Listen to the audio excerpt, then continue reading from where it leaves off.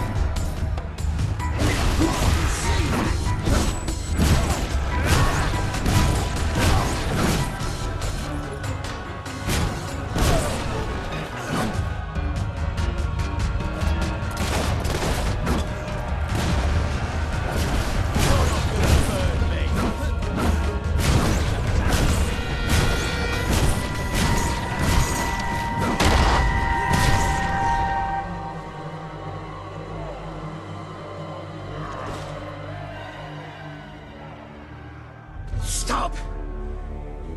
You've won. This battle is yours. Kill me or let me live, it's your choice. And my men will honor it. We may be nothing but mercenaries, but we have our codes, like any other soldiers.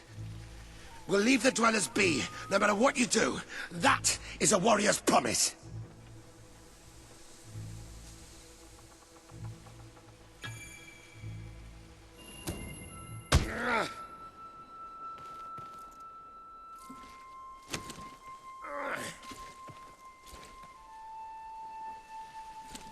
Thank you.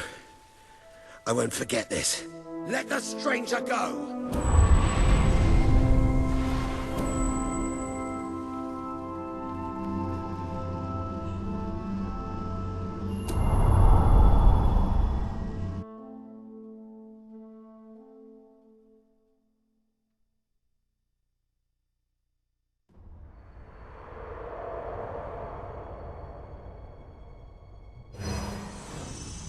You have taken another step on the road to rule.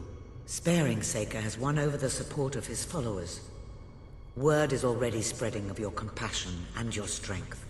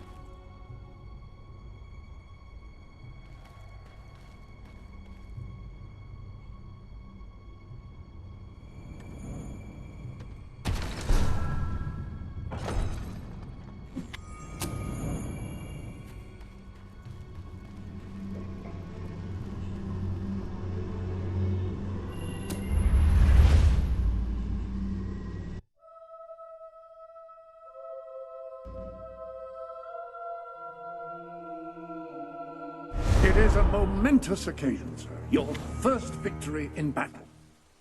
I'm no expert on personal combat, but I would say, based on the fact that you're not dead, you acquitted yourself rather well. It's hard to believe that just a few days ago I was rousing you from a comfortable bed. It would seem that you have completed... Sir Walter is still waiting for you in the Brightwall Tavern. He seems to have become rather attached to the place.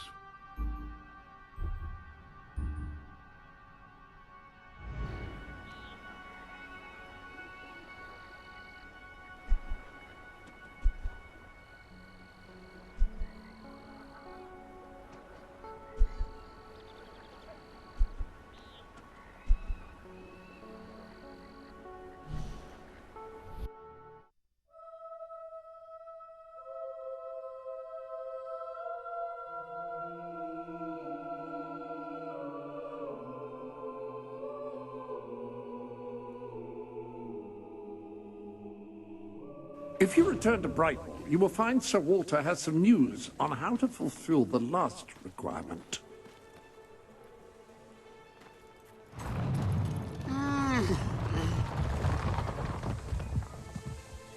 I used to open myself to the world when it was different, happy, prosperous, peaceful. But that world is gone, and today's is a tragic and horrible place. I find myself feeling protective, sad, closed off. Is there anything left that is not evil and corrupt or broken and miserable? Anyone who is still innocent, pure, happy? The sight of one such person, no matter how small, would do so much for my spirits. I would open myself to the world again.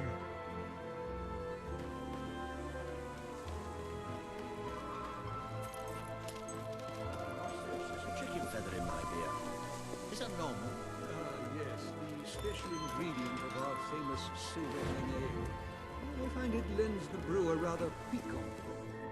Samuel, this isn't a silver hen ale. Then, no, that's just a chicken feather.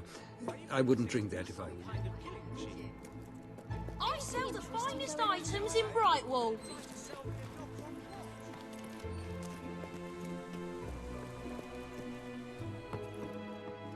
Ah, here he is. We were just talking about you. Indeed. We have made a toast to your stupendous feat in ridding Miss Peak of Saker and his men. They have been a source of great distress for some time. Nobody will be more pleased than Sabine. His dwellers might find some peace now. Of course, nobody has suffered more than they. I've been telling Samuel here about the terrible situation they're in. He thinks he may be able to help. Yes, well, perhaps. I mean, of course. The thing is, as I was just explaining to Sir Walter, Brightwall has no overabundance of resources itself. The King's levies are rather steep, and we face shortages more often than is comfortable. But were you to improve things around Brightwall, the people would be most grateful. And when people are grateful, they're also charitable. I'm sure they would find it in their hearts to send aid to those poor people. there you have it. The way I see it, you will need all the followers you can get if you're going to lead a successful rebellion. What better time to start? I heartily agree with Sir Walter. Pardon me for overhearing. As it happens, I've learned of a promising method for amassing followers. If you'll return to the sanctuary at your earliest convenience, I can show you what I mean. An excellent way to gain followers is by helping villagers in need. Take a closer look at Brightwall and I will explain more. You can now see the villagers in need. You can also see how many followers you must amass to impress Samuel and the people of Brightwall. Select a villager to help. By doing so, you will gain the respect and loyalty of others in the region.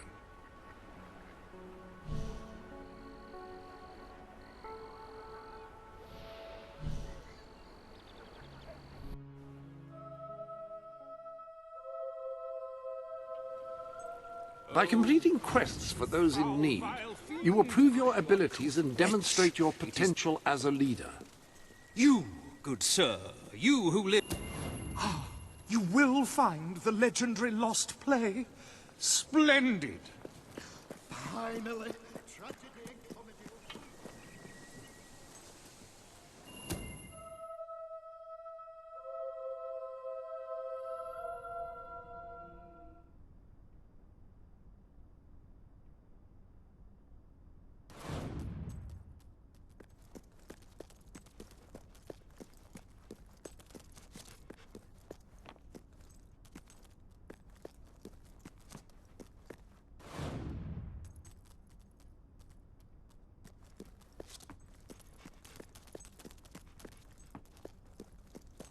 Turn back now, mortal one.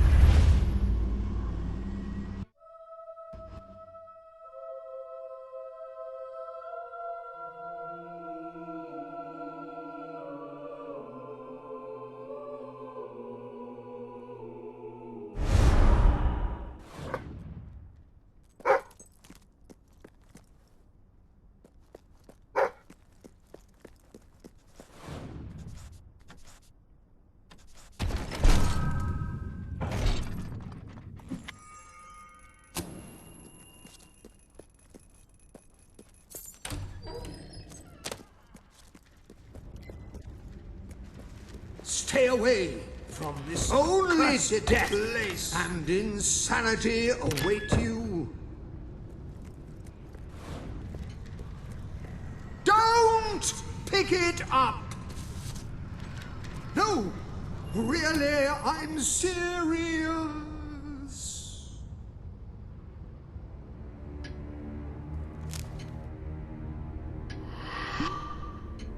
You lot just can't leave well enough alone, can you? Bloody literary tourists, bane of my afterlife.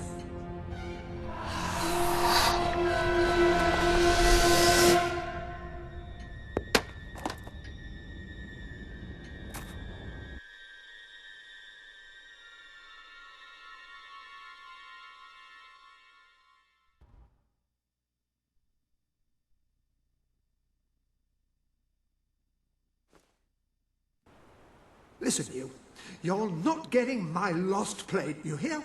It's rubbish. Worse than rubbish. I mean, what was I thinking mixing tragedy and comedy? I must have been off my rocker. It would seem, my dear fellow, you have been apprehended by the ghost of Philip Morley.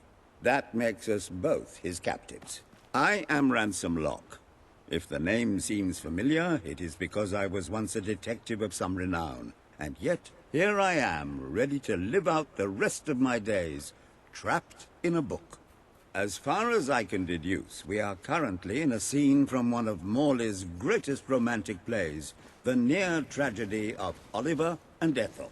I believe if we are to escape, we must act out the scene. But performing is not one of my talents. If I am correct, putting on this costume should set things in motion.